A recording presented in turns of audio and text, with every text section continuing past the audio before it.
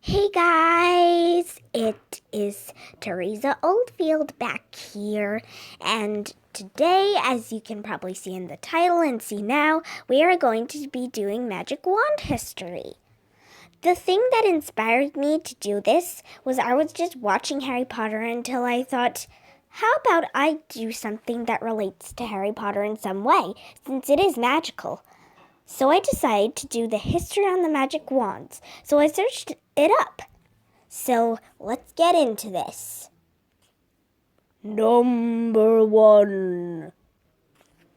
Okay, so first we have the world's first real magic wand goes on sale in high street shops.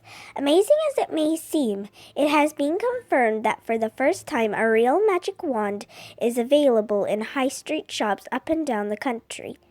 The construction is said to have a charming look to it that appears authentic even to the most discerning observer and owner. Working from the notes and plans Sir Richard Barons put together nearly 100 years ago, realized a dream that had dominated folklore for centuries, and brings alive the magic of fantasies, such as Harry Potter and the Lord of the Rings. However, beasts and mythical creatures were not to be considered into this. Of course, people know that from tons of experience with this. But I just got to get you thinking, sorry about this. Is this true? Is it a real magic wand? Who owns it? Is it still on the high street shops? I mean, seriously. Tell us, mate. Number 2. Over 1,000 years ago, people made tapestries of people using magic wands to create their own purposes. Some people create frogs, some people cook their food with magic wands, but some people use it to curse others that they hate and want to get revenge on. This shows someone having a frog on its magic wand. I'm assuming that the frog is a person that's been turned into a frog by the magic wand. Of course, everyone may think that. Of course, I personally think it. Anyway, this is quite obvious that he's by a tomb or something, and he might be bringing back to life a person, but then it didn't go as planned and turned into a frog. It might be in Greek mythology, no one knows, but this tapestry was made over 1,000 years ago by someone called J.K. Rowling. J.K. Rowling is someone different to the J.K. Rowling we know that creates the Harry Potter books. Did you know that? Probably not. J.K. Rowling was a person that was a wizard and then created a tapestry to show her findings. She wanted to disguise herself with this man doing it. She tried and it went unexpectedly wrong. J.K. Rowling was then crowned the Queen of Wizards and Witches. She was a female wizard because she liked to note herself as a wizard. She then disguised herself as a boy 15 years later, and when she died, people realized her real gender. Number 3. The steampunk wand was then created 15,000 years ago when the great ancestor of J.K. Rowling was first discovered to be the first ever witch in the world. She then created the first ever magic wand and was the one to create the magic wand. This was her wand, the steampunk wand. It was the first one created, as you may know because she was the first ever witch.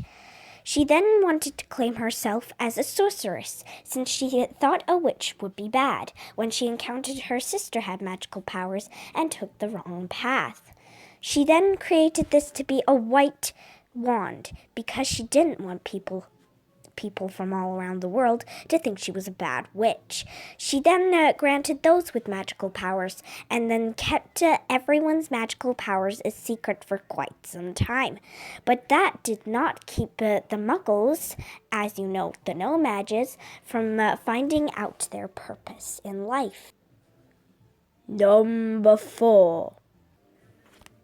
14 years after J.K. Rowling's death, they then created the series of crystal wands that had a more powerful magic than any wand created. J.K. Rowling would have been proud to see these, but sadly died 14 years before the creation of these. The wand maker is known today as Jamie Lurpak. Jamie Lurpak is completely different to the Butter you know. He wasn't named after Butter. Well, the Butter was named after him, technically. Jamie Lurpak created these because he thought the crystals had some other magical property to the wood and the magical cores put inside them. He then, with his own wand, created magic inside the first crystal, which is the crystal on top of this wand, and placed it upon his wand. That made it a crystal wand and the first wand of the crystal series. Everyone was astonished, every magical person that is, of how powerful it was, more powerful that is, to the other ones that had been first created by the great ancestor of J.K. Rowling. J.K. Rowling was, well, amazing. She took after her great ancestor, but unfortunately, she then came to realize that heaven wasn't real, because the Magicals then used their crystal wands to unlock a portal between hell and heaven, then realized that it didn't work.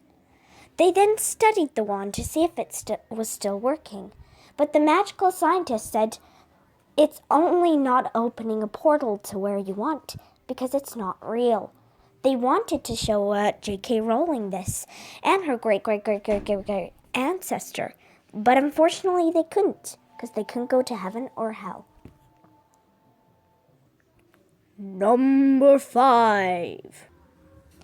Not long after Jamie Lurpak's death, they then created a wand company. They then disguised themselves as Muggles and then created a book about magic wands. Everyone believed in this because they thought that witches or wizards had had an experience with the Muggles that created this. They then asked them, and they didn't know what to say. So they said, we Muggles believe in magic more than anything. But there's nothing we believe more in than our own self-sacrifice. What they meant by that is sacrificing their magical powers for their own wealth. And no one understood it, so they just walked out. They tried their hardest to understand, but nothing happened. I hope you enjoyed this video on the history of wands, and I hope you learned a lot about them. Bye!